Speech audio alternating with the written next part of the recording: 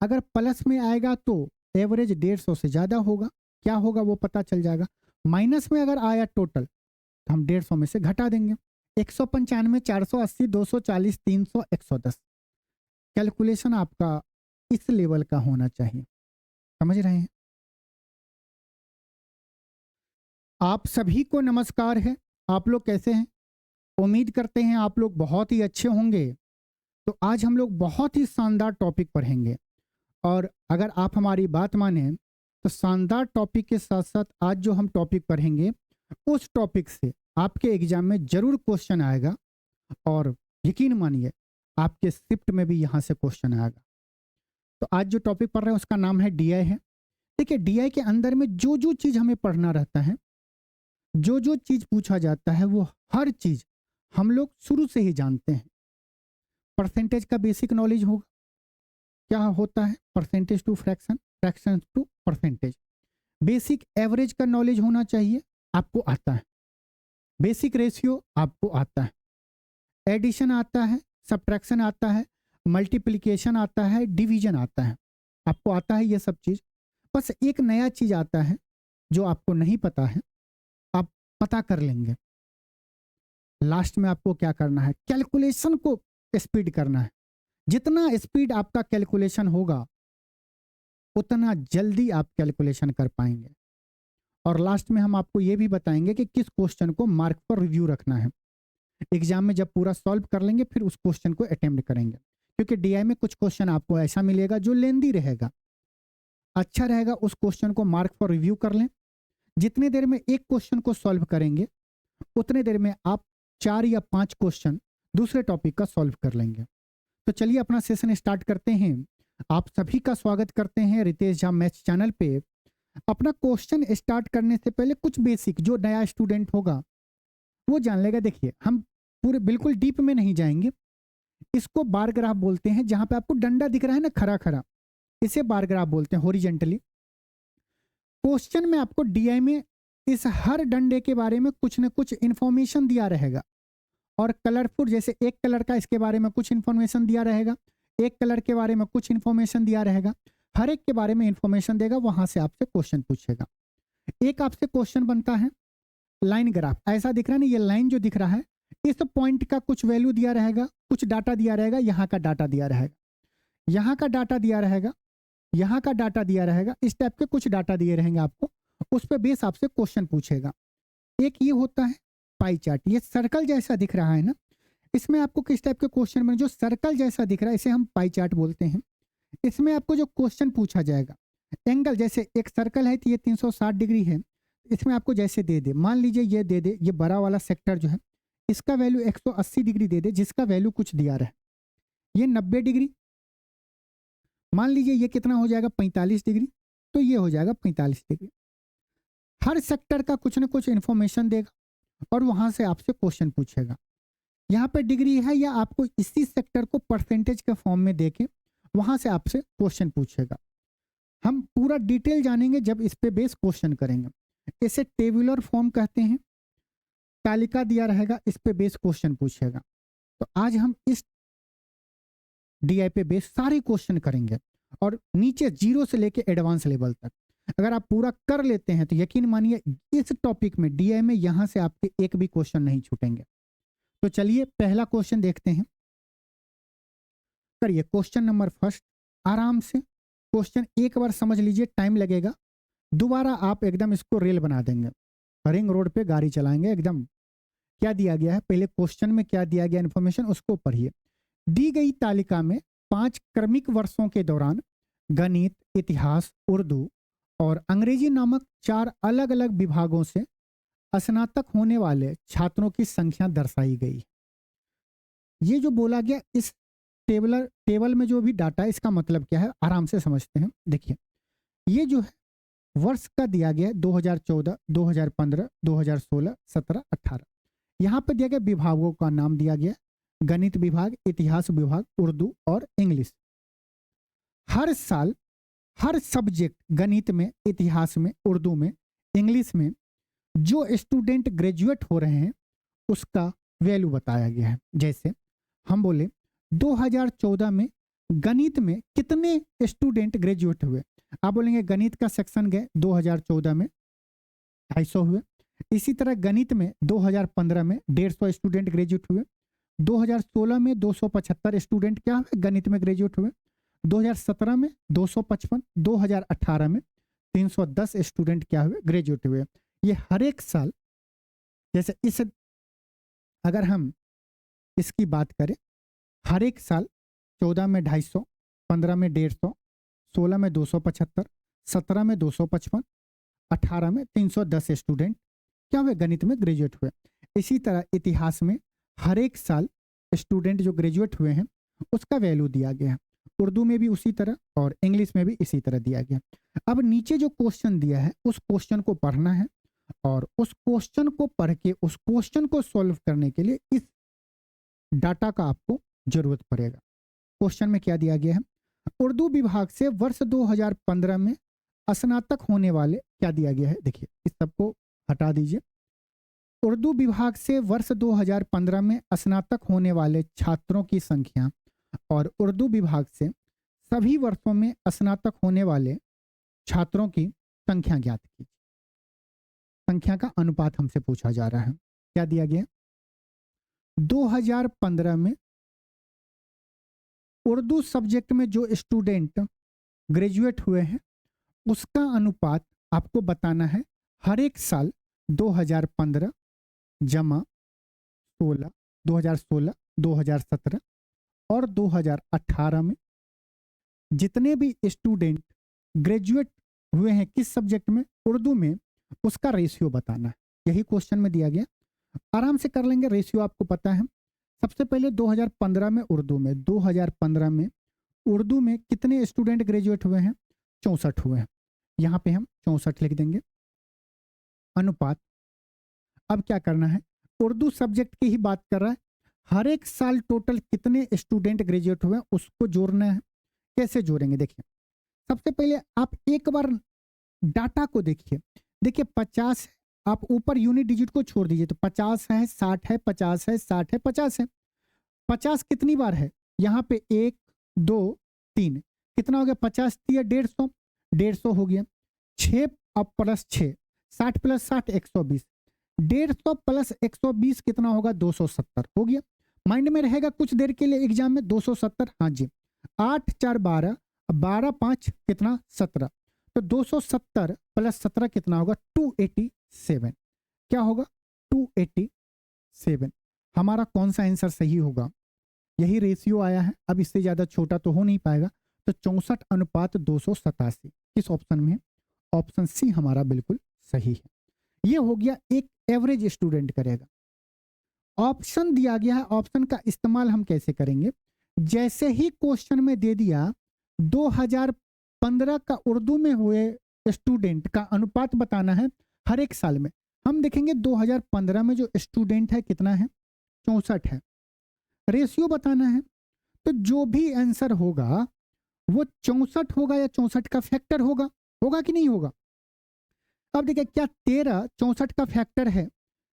64 को 13 नहीं काट पा रहा है तो ये नहीं होगा। 46 नहीं काट पा रहा है, 14 नहीं काट पा रहा है, एक ही ऑप्शन है तो हमारा बिल्कुल सही होगा। एक ही ऑप्शन क्या है? जो 64 है, या हम ऐसा बोल सकते हैं कि इससे 64 से ये कट रहा है। 64 का फैक्टर है ना, एक ही जगह हो सके, दो जगह, एक जगह 64 रहता है, एक जगह 16 रहता। फिर हम कैलकुलेट करते हैं, ऑप्शन को हम एलिमिनेट कर देते हैं कि अब हमारा दो ही ऑप्शन बचेगा। तो आप यहां से कर लेंगे। नेक्स्ट क्वेश्चन करिए, आइए बताइए क्या दिया गया क्वेश्चन नंबर 2 में। पढ़िए, दिया गया दी गई तालिका वर्ष 2003, 2004, 2005 और 2006 में भौतिक विज्ञान, फिजिक्स और रसायन, केमिस्ट्री की पुस्तकों की बिक्री का आंकड़ा को दर्शाता है। क्या दिया गया है?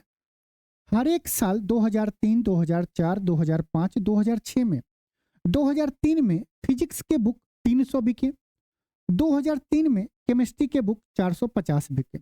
इसी तरह 2004 में फिजिक्स के 425 बुक बिके और 2004 में रसायन के मतलब केमिस्ट्री के 550 बुक बिके। ऐसे ही पूरा डाटा दिया गया है। हमसे क्या पूछ रहा है क्वेश्चन में? किस वर्ष में दोनों विषयों की पुस्तकों के बिक्री का अंतर सबसे कम है, बताइए। तो हम क्या करेंगे, जैसे 2003 में जाएंगे, फिजिक्स के 300 किताब बिके, रसायन के 450 बिके, तो इसका अंतर कितना होगा यहीं पे निकाल लेंगे, 150। यहाँ पे अंतर क्या होगा, 550 और 425 का, आप बोलेंगे 75 और 50, 125। यहाँ पे क्या होगा, 25 और 90, 115। यहाँ पे अंतर क्या होगा, बोलेंगे 185 होगा। देखो हम कैसे जल्दी जल्दी जोड़ लिए, क्वेश्चन फर्स्ट टाइम आप ही के सामने दिख रहे हैं। हम क्या कि देखो यार, 515 और 700, अगर ये 15 को हम भूल जाए तो 500 और 700 का अंतर कितना है, 200 है। 15 हम क्यों भूले, 15 तो भूलना नहीं है ना एग्जाम में, तो 200 में से 15 घटा दिए तो 185।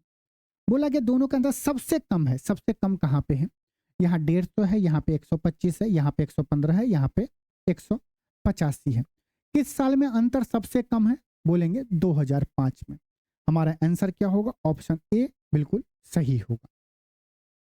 आइए नेक्स्ट क्वेश्चन। अभी धीरे धीरे आप टेंशन नहीं लीजिए, इसमें बहुत अच्छे लेवल का क्वेश्चन पूछा जाता है, क्योंकि इसमें पूरा मैथ है।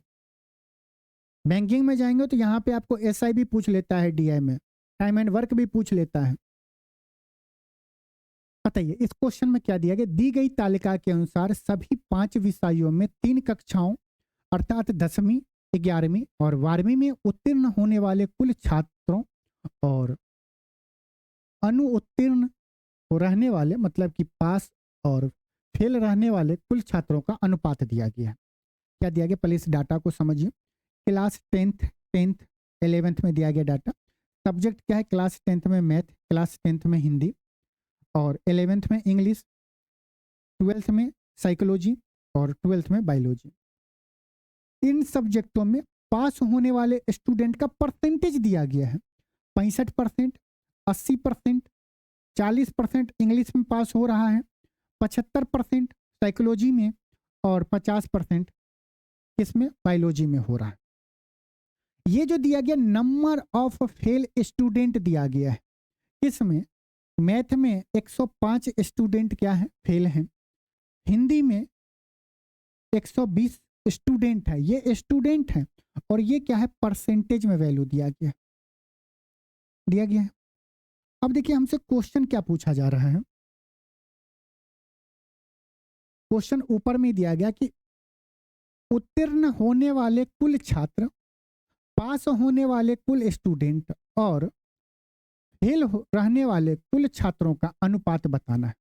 ठीक है, आइए इस क्वेश्चन को समझते हैं। आप तब तक एक बार वीडियो को रोक के क्वेश्चन खुद से सॉल्व करिए, देखिए आपको कितना टाइम लगेगा। हमसे क्या पूछा जा रहा है, पास और फेल होने वाले कुल स्टूडेंटों का रेशियो बताना है। अब देखिए ये दिया गया 65% और ये वैल्यू दिया गया है। एक बात बताइए, अगर क्लास 10th में जाएं, हम बोले कि मैथ्स में 65% स्टूडेंट अगर पास हुआ है तो कितने स्टूडेंट फेल हुए होंगे, बोलेंगे 35%। इसका मतलब कि नंबर ऑफ फेल जो स्टूडेंट है, ये क्या दिया गया, 35% का वैल्यू, 35%। इसी तरह फेल यहाँ पे कितना परसेंट स्टूडेंट होगा, 20%, क्योंकि 80% पास हुआ है तो 20% फेल होगा, तभी तो दोनों मिला के 100% स्टूडेंट होगा। यहाँ पे अगर 40% स्टूडेंट इंग्लिश में क्या हुआ है, पास हुआ है, इसका मतलब 60% स्टूडेंट क्या है, फेल हैं। 75% साइकोलॉजी में पास हुआ है तो 25% स्टूडेंट क्या होगा, फेल होगा। ठीक है, इसी तरह बायोलॉजी में 50% स्टूडेंट पास हुआ है तो 50% स्टूडेंट फेल होगा।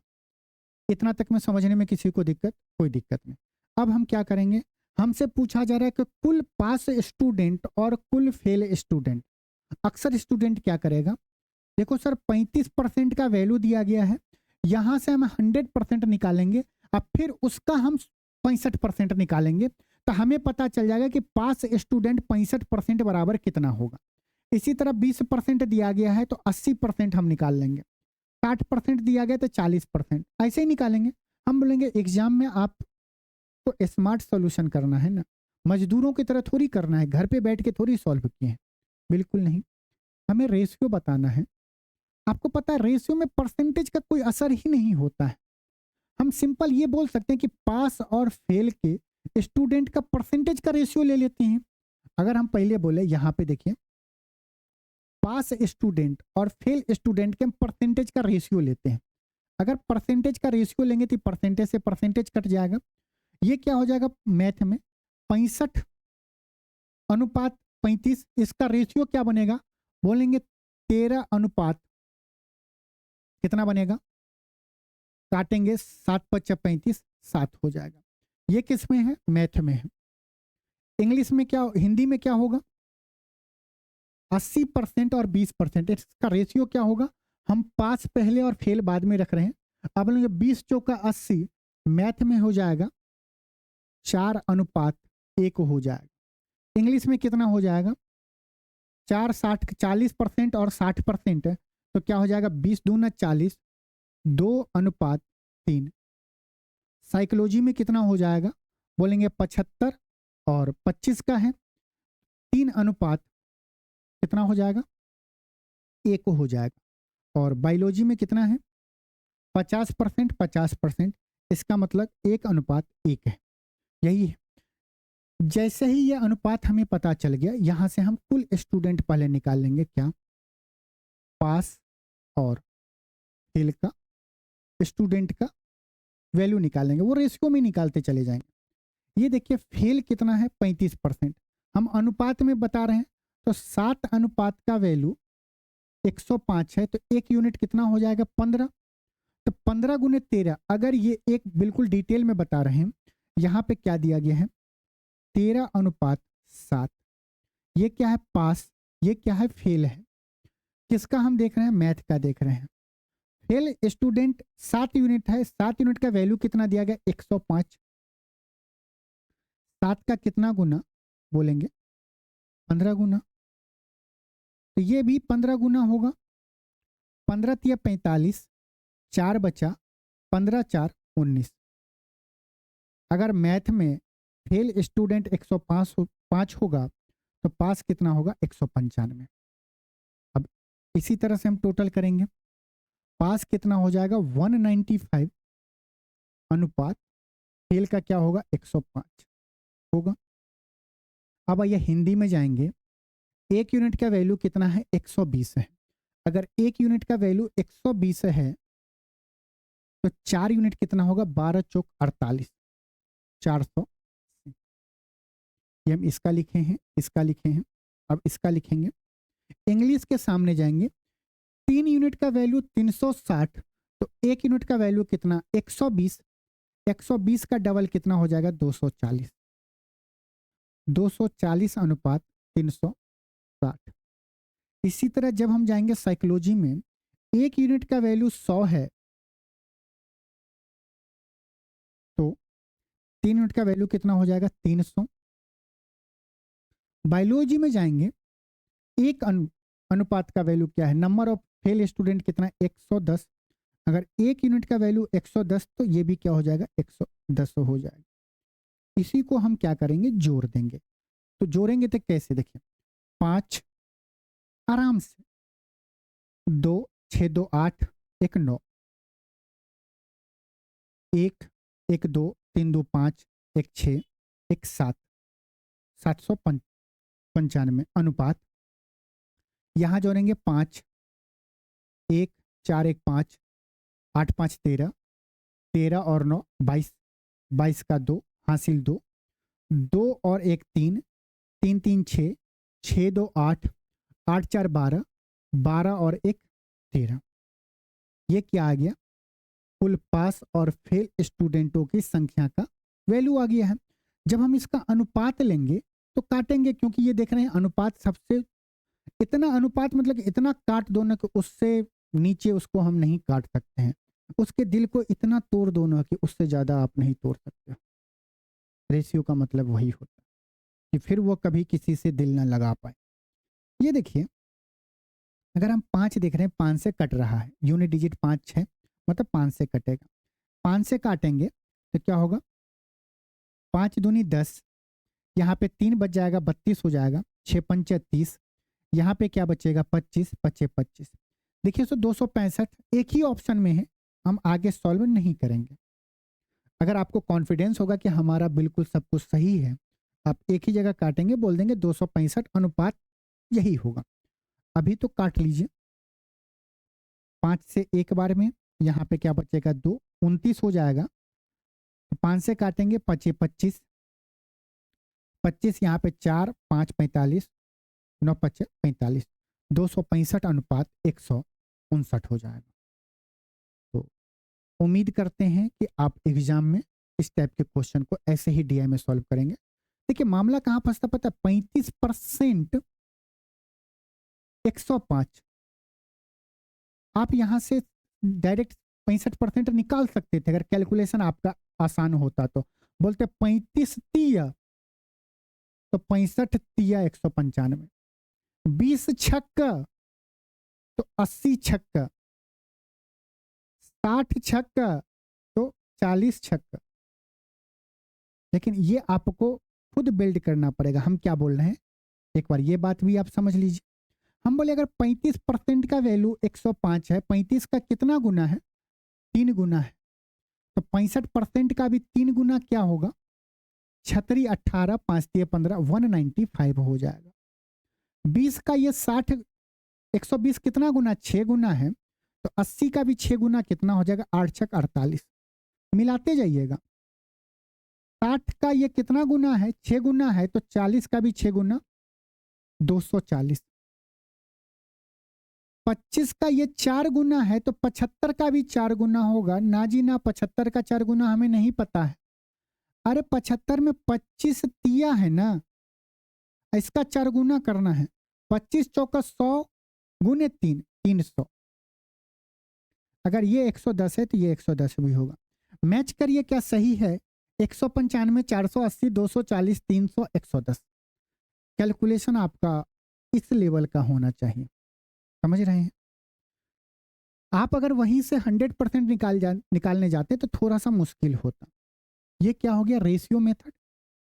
ये हो गया एकदम ब्रिलियंट, जो एग्जाम में बिल्कुल देखते ही करना है कि 35 3 गुना, 65 3 गुना, 6 गुना 6 गुना, 6 गुना 6 गुना, 4 गुना, 75 का 4 गुना 300। ठीक है, करके जोड़ लेते हैं। आइए क्वेश्चन नंबर 4 दिया गया, दी गई तालिका सप्ताह के दौरान एक दुकान में बेचे गए बिजली के बल्बों की संख्या दर्शाता है। क्या दिया गया है, हम डायरेक्ट चाहें तो करके बता दें, हम चाहते हैं कि आपको हर वो वर्ड समझा के बताएं, एग्जाम में दिक्कत नहीं। यहां पे जितना समझना है समझ लीजिए। बोला गया बिके हुए बल्बों की संख्या, सोमवार को 225 बल्ब बिक रहे हैं, मंगल को 100 बल्ब, बुध को 150, गुरुवार को कितना बिक रहा है 200, शुक्र को 75, शनि को 90। नीचे दिया गया किस दिन दैनिक बिक्री सप्ताह के औसत बिक्री के निकटतम थे।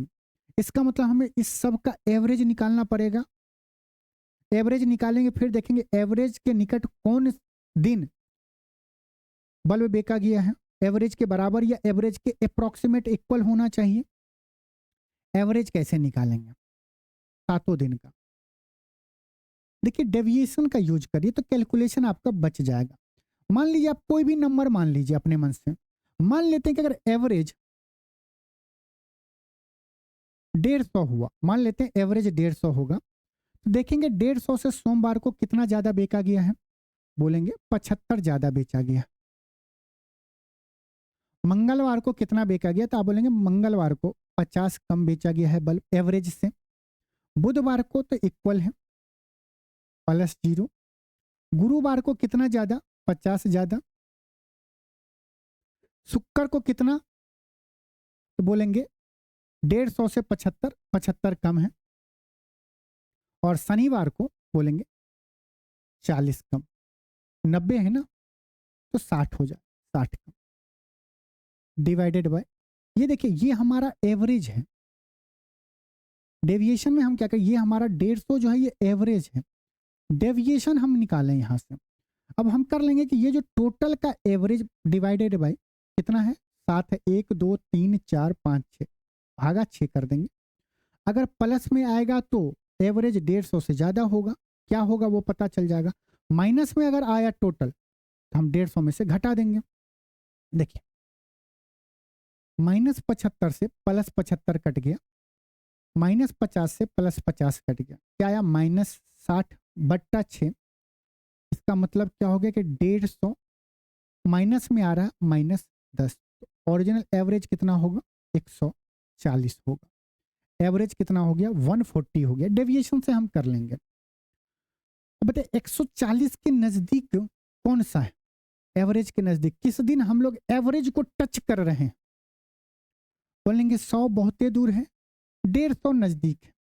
मतलब बुधवार को हम लोग क्या किए हैं, दैनिक बिक्री जो बुधवार को जो हम बेचे हैं 150 बल्ब, वो एवरेज के लगभग हम बराबर बेचे हैं। ऐसा नीचा दिया गया, निकटतम थे। आगे आइए क्वेश्चन नंबर 5 बताइए। देखिए दिया गया है निम्न तालिका में एक कंपनी की 3 वर्ष की बिक्री का विवरण दिया गया। कैसे दिया गया, बिक्री लाख में दिया गया, क्षेत्र 1 क्षेत्र 2 लाख दिया गया ना, तो जब एक्चुअल डाटा होगा या कुछ ऐसा करना पर फिर हम लाख करेंगे, लेकिन ये 7 नहीं है 7 लाख है। ऐसे यहीं पे मत लीजिएगा 7 लाख, यहाँ पे 3 लाख 15 लाख, नहीं नहीं, जब हमें एक्चुअल डाटा आवश्यकता होगा तब हम उस लाख का इस्तेमाल करेंगे, अभी इस्तेमाल क्यों करें। दिया गया 2014 में क्षेत्र 1 में 7 लाख की बिक्री हुई है, या 7 बोलो 7 की बिक्री हुई है, क्षेत्र 2 में 3 की, 2015 में 15 और 5 का, 2016 में 18 और 7, 18 लाख और 7 लाख हुआ है। ठीक है, क्वेश्चन में क्या बोला, वर्ष 2014 और वर्ष 2016 की बिक्री में कितने प्रतिशत का अंतर रहा है, कितने प्रतिशत का अंतर रहा है बताइए। 2014 में हम कुल कितना बेचे हैं, 7 और 3 10, ठीक है। 2016 में हम कितना बिक्री किए, 18 और 7 25, कितना बिक्री किए हैं, ठीक है। बताया जा रहा है कि बिक्री में कितने प्रतिशत का अंतर रहा है। देखिए 2014 में हम कुल 10 यूनिट बेचे हैं, 2016 में हम लोग 25 बेचे हैं। कितना ज्यादा बेचे हैं 2016 में, बोलेंगे 15। 15 किस पे ज्यादा बिके हैं, 100 पे। परसेंटेज बताने के लिए 100 से हम गुना कर देंगे। 15 हम 10 पे ज्यादा बेचे हैं, परसेंटेज बताएंगे तो ये क्या होगा 150%, और वृद्धि हो रहा है 150% का। आंसर कौन सा होगा, ऑप्शन सी हो रहा है, कमी नहीं हो रहा है। 2014 में 10 बेच रहे थे, 2016 में 25 बेच रहे हैं, 10 से ज्यादा बेच रहे हैं। कितना ज्यादा, 15। 15 किस पे ज्यादा, 10 पे ज्यादा। परसेंटेज बताना है तो हमें 150% की क्या हुई है, वृद्धि हुई है। आइए नेक्स्ट क्वेश्चन बताइए। दिया गया निम्न तालिका में 3 वर्षों में CO2 का उत्सर्जन दिया गया है। 2015 में घरों से CO2 कार्बन डाइऑक्साइड 100 निकले हैं, 2016 में 110, 2017 में कितना 150 निकला है। क्वेश्चन क्या पूछा जा रहा है, 2016 से 2017 के बीच, 2016 से 2017 के बीच CO2 के उत्सर्जन में कितने प्रतिशत की वृद्धि हुई है। देखिए 2016 में 110 और 2017 में 150, 150 हुआ है। कितना ज्यादा हुआ 2016 के कंपैरिजन में, बोलेंगे 40 ज्यादा हुआ। कितने पे, 110 पे। तो 100% पे कितना होगा, ठीक है। आप क्या करेंगे, 0 से 0 काटेंगे, बोलेंगे 400 में 11 से भाग देंगे। हम स्टार्टिंग में बोले ये बताइए 1/11 का परसेंटेज वैल्यू क्या होगा। आप बोलते हैं 9.09%, यही होता है। मतलब हम जब 100 से गुना करेंगे तो 100/11 क्या होगा, 9.09 होता है। इसका मतलब 11 को भाग देंगे जब 100 में, तो ये फ्रैक्शन हो गया। 1/11 का फ्रैक्शन वैल्यू को परसेंटेज में कन्वर्ट करेंगे तो कितना आएगा, 9.09। इसका वैल्यू आया है 9.09%। इसमें 4 से गुना कर देंगे, ये परसेंटेज है। 9 चौका 36, 0.9 चौका 36, 0.36%। कौन सा ऑप्शन है? ऑप्शन बी हमारा बिल्कुल सही है। चलिए, ये आज किसी ने बोला कि वायर को अंदर रख लीजिए और ये माइंड को डाइवर्ट कर रहा है। आइए करिए इस क्वेश्चन को, आसान है, करके बताइए तो आंसर।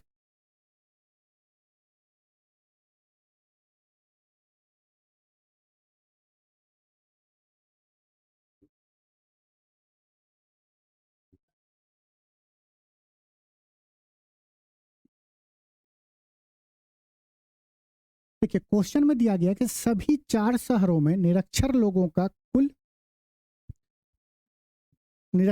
का कुल कितना प्रतिशत 1 दशमलव स्थान तक पूर्णांकित है, बताना है। ये देखिए, इस डाटा को पहले समझिए क्या क्या दिया गया। शहर ए में जनसंख्या 200 है, जिसमें साक्षर 150 है और निरक्षर। एजुकेटेड पर्सन 150 है, अनएजुकेटेड पर्सन 50 है। साक्षर लोगों का परसेंटेज यहाँ पे डाइस में दिया गया।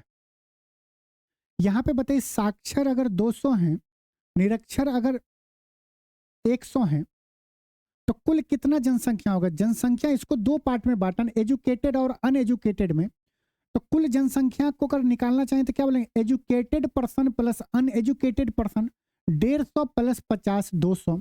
यहाँ पे क्या होगा? कुल जनसंख्या क्या होगा? एजुकेटेड पर्सन 200 है, अनएजुकेटेड कितना है? 100 है, टोटल 300 हो जाएगा। हो जाएगा, बोलेंगे बिल्कुल सर। यहाँ पे क्या होगा? अनएजुकेटेड 90 है, कुल जनसंख्या 120 है, तो एजुकेटेड कितना होगा? आप बोलेंगे 30 होगा, बोलेंगे बिल्कुल। मतलब ये हम जो मिसिंग डाटा पे बेस्ड डीआई का क्वेश्चन है, आसान लेवल है। बैंकिंग में नहीं, बैंकिंग में तो बहुत खतरनाक पूछता है। अब हमें क्या बोला गया है? सभी 4 शहरों में निरक्षर लोगों की कुल कितना प्रतिशत है। इसका मतलब कुल जनसंख्या कितना है और कुल अनएजुकेटेड पर्सन कितना है। तो हमें बताना कुल जनसंख्या का अनएजुकेटेड पर्सन कितना परसेंट है। टोटल जनसंख्या कितना हो जाएगा? आराम से जोड़ो, 300, 2 500, एक 600, एक 700। 700 हो गया, माइंड में रहेगा एग्जाम हॉल में। 50 और 20 70, 770। कुल जनसंख्या हो गया 770 और अनएजुकेटेड पर्सन कितने हो जाएंगे? 100 और 100, 200 और 90 और 50, 40, 140। तो 200 प्लस 140 कितना हो जाएगा? टोटल 340। इसका मतलब कुल जनसंख्या 770 में 340 आदमी क्या है? अनएजुकेटेड है। हमें तो बताना है परसेंटेज बताना है। हमें क्या बताना है? परसेंटेज बताना है। परसेंटेज कैसे निकालेंगे? बोलेंगे कुल अनएजुकेटेड कितना है? 340 है, डिवाइडेड बाय 770। परसेंटेज बताने के लिए 100 से गुना करेंगे, यही करते हैं। बोलेंगे बिल्कुल सर। अब क्या करेंगे? 0 से 0 हटा देंगे। अब देखिए, 3400 में 77 से भाग देंगे, न 7 से कटेगा न 11 से कटेगा। कैलकुलेशन थोड़ा सा मुश्किल होगा। तो आइए अब कैलकुलेशन के पार्ट पे चलते हैं कि परसेंटेज का कैलकुलेशन कैसे करेंगे। एक एग्जाम्पल लेते हैं, जैसे हम इसी क्वेश्चन का एग्जाम्पल लेते हैं परसेंटेज के लिए। ये पता चल गया कि 150 है, ये कैसे होगा? देखिए, हमें ये पता चल गया कि 10 जो है बेस है, ये क्या है? 15। परसेंटेज बताने के लिए हम क्या किए हैं? 100 से गुना किए हैं। अब इसका मतलब समझिए, ये अभी परसेंटेज बताने के लिए 100 से हम गुना किए हैं। अब क्या करिए? परसेंटेज बताने के आप कैलकुलेशन के टाइम में ये भूल जाइए, कुछ भी नहीं। ये क्या है? हर में क्या है? 10 है, अंश में क्या है? 15। हमें ये बताना रहता है परसेंटेज में कि हर का जो है 15 कितना परसेंट है, 10 का 15 कितना परसेंट है, यही बताना रहता है। हम कैसे कैलकुलेट करेंगे? हम मान लेते हैं 10 को अगर 100% बोले तो 15 कितना होगा? बोलेंगे सर देखो, 100% क्या है? 10 है। 100% क्या है? 10 है। हमें चाहिए 15। तो अगर यहाँ पे 10 रहता तो हम बोलते हैं क्या कि ये कितना है, 100%। लेकिन है 15, तो कैसे कैलकुलेट, 5 को आधा करेंगे, क्योंकि 15 लाने के लिए हमें 10 में जब 5 जोड़ेंगे तभी 15 आएगा। 10 का आधा 5, तो 100% का आधा कितना, 50%। तो ये कितना हो गया, 150%। यहाँ पे 5 जोड़ के 15 आया है, तो 100 प्लस 50% कितना हो गया, 1.5%। इसका मतलब 10 का जो 15 है वो 150% है। हम अभी जो निकाले थे 15/10 गुने 100%, ये क्या निकाले थे, परसेंटेज निकाले थे, 150% आया है। अब कुछ स्टूडेंट बोलेगा सर हम ऐसे भी तो कर सकते हैं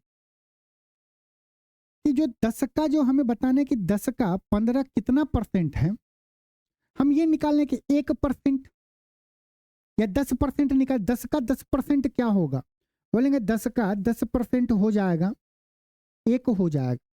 हमें तो बताना है 15, हमें क्या बताना है, 15 बताना है।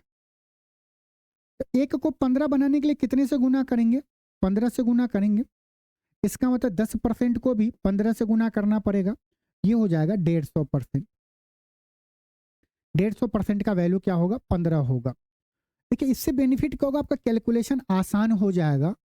और एक बात और समझिए, इस बात को अगर समझ गए हैं तो एक लाइन और समझिए। जैसे मान लीजिए कहीं पे आपको दिया रहे 1671 मान लीजिए दिया हुआ है, अगर हमें कोई इससे का पूछे 100% क्या होगा, 100% संख्या अपने आप होता है 1671 हो जाएगा। अगर कोई हमसे पूछे 1671 का 10% क्या होगा, ये क्या है, 71 है,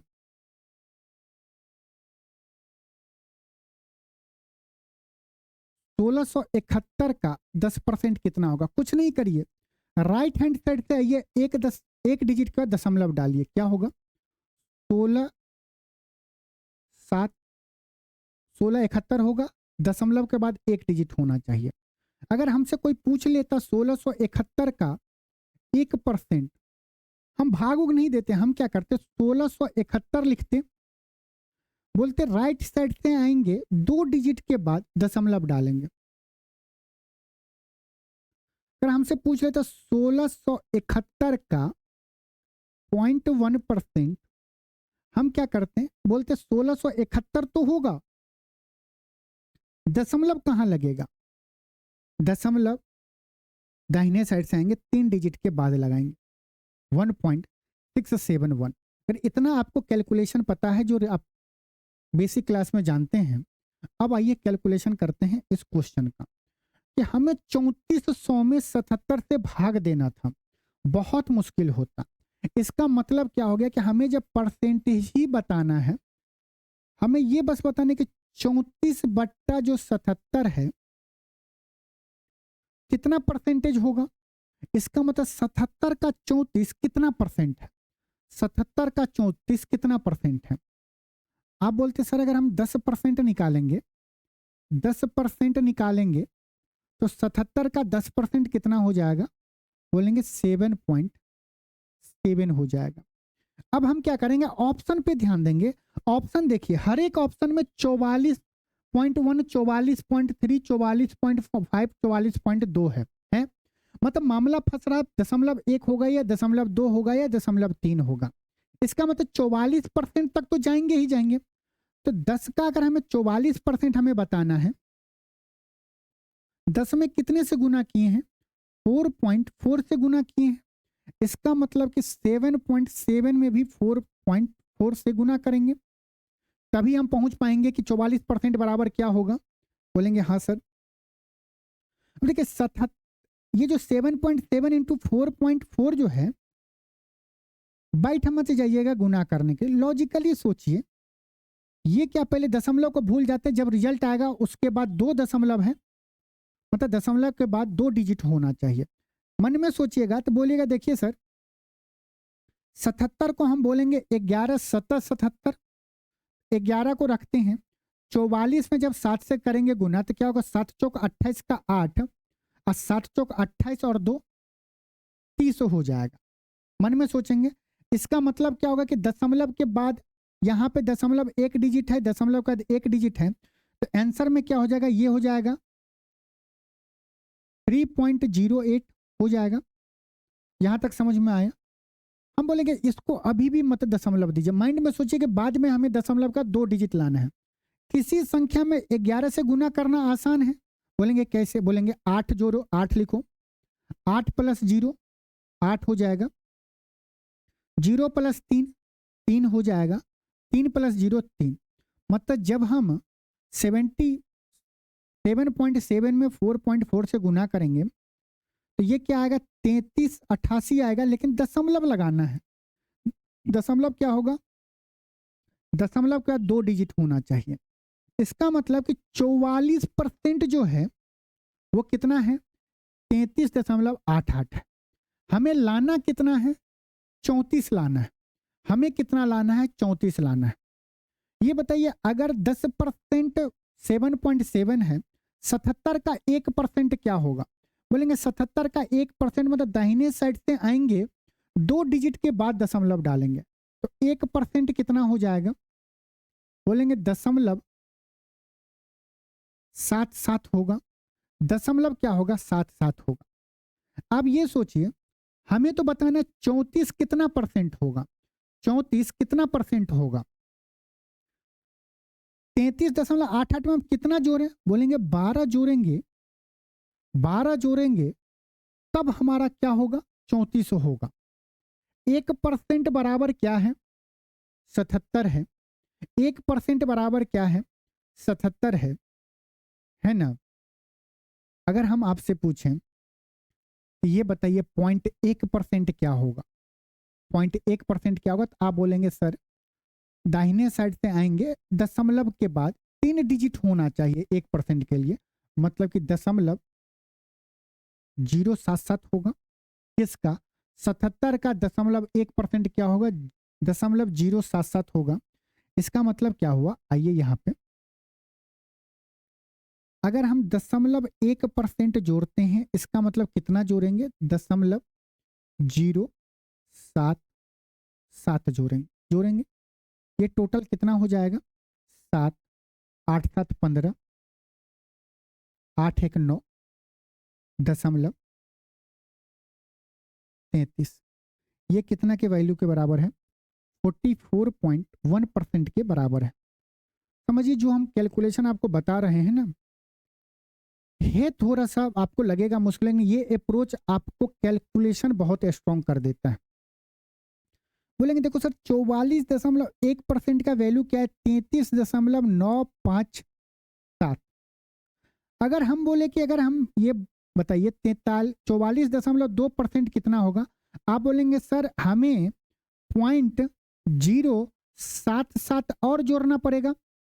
मन में बोलेंगे कि 0.077 और जोड़ना पड़ेगा, तो सर ये 34 से बड़ा आ जाएगा। मतलब हमारा आंसर क्या होगा, 44.1 और 44.2 के बीच में होगा। 44.1 और 44.2 के बीच में होगा। इसका मतलब 44.5 भी नहीं होगा और 44.3 भी नहीं होगा। ये बताइए कि ये जो है इसके बीच में आएगा। हमसे क्या बोला, 1 दशमलव स्थान तक बताइए, मतलब 44.1 होगा। बस आप अगर डिटेल निकालेंगे तो इसमें क्या करते हैं, इसमें 0.05 और जोड़ते तब हम और नजदीक आते, लेकिन हमें दशमलव के बाद 1 डिजिट पूछा है, तो 44.1% ही हमारा सही आंसर होगा। आप एक बार कैलकुलेटर से निकालिएगा, देखिएगा कि 44.1 इसका आधा कर देंगे। हाँ करिए इस क्वेश्चन को, बताइए कैसे करेंगे। क्या दिया गया, निम्न तालिका में एक कंपनी द्वारा विभिन्न मदों के अंतर्गत किए गए व्यय दिया गया है। तालिका का अध्ययन करिए। अब आप इतना मान के चलेंगे कि आप इस टेबल फॉर्म को आराम से रीड कर सकते हैं। क्वेश्चन क्या पूछा, वर्ष 2018 में प्रशासनिक मद पर किया गया कुल व्यय उस वर्ष के दौरान सभी मदों पर किए गए कुल व्यय का लगभग कितना परसेंट है। प्रशासनिक इतना है, 2018 में कितना कर रहे हैं, 200 3 कर रहे हैं डिवाइडेड बाय कुल हमसे पूछा जा रहा है 2018 में कुल कितना व्यय किए हैं, जोड़िए 3 और 3 6, 9 6 15, 15 1 16, 16 और 9 25, मतलब नीचे में 5 आएगा, हासिल 2, 6 2 8, 8 16, 16 और 7 23, 23 0 23 ही होगा, 23 और 8 8, 8 3 11, 31, हासिल 3, 7 3 10, 10 2 12, 12 4 16, यही आएगा। 203 बट्टा 1615 आएगा। परसेंटेज बताने के लिए हमें क्या करना पड़ेगा, 100 से गुना करना पड़ेगा, काटम पीटी मचाना पड़ेगा। ऐसा नहीं करना है, हमें क्या करना है ये बताइए। ये देखना है कि 1615 का 203 कितना परसेंट है। बोलेंगे अगर हम 10% 1615 का 10% निकालते हैं तो कितना हो जाएगा, 10% हो जाएगा 161.5 हो जाएगा। 10% 161.5 हो गया। अब ये बताइए, अगर हम बोले चलो आसानी के लिए हमें तो अब कितना बहुत कम डाटा चाहिए, अगर हम बोले 20% कितना होगा, आप बोलेंगे सर देखो 10% 161.5 है, इसका डबल किए हैं, इसका मतलब क्या होगा 161 का डबल 161.5 का डबल करेंगे, 15 दूने 30 दूने 32, क्या होगा 330 हो जाएगा। हमें चाहिए क्या 203 चाहिए। ये तो आपको पता चल गया कि हमारा जो आंसर होगा वो 10% और 20% के बीच में होगा। 10% से बड़ा, 20% से छोटा। ये क्या 1257 तो बहुत ही बड़ा है। ये क्या 10% और 20% के बीच में आता है, नहीं आता है। 1.257%, ये तो 10% से कम है। एक ही आंसर बचा जो 10% और 20% के बीच में आया है। और एक्यूरेसी रहता, हम क्या करते, रेंज को कम कर लेते, 5% निकाल लेते, आधा कर लेते। और अगर कम करना रहता तो 3% निकाल लेते, जोड़ लेते। भाग देना बहुत मुश्किल है, दो इतने में 615 से भाग देंगे तो बहुत दिक्कत हो जाएगा।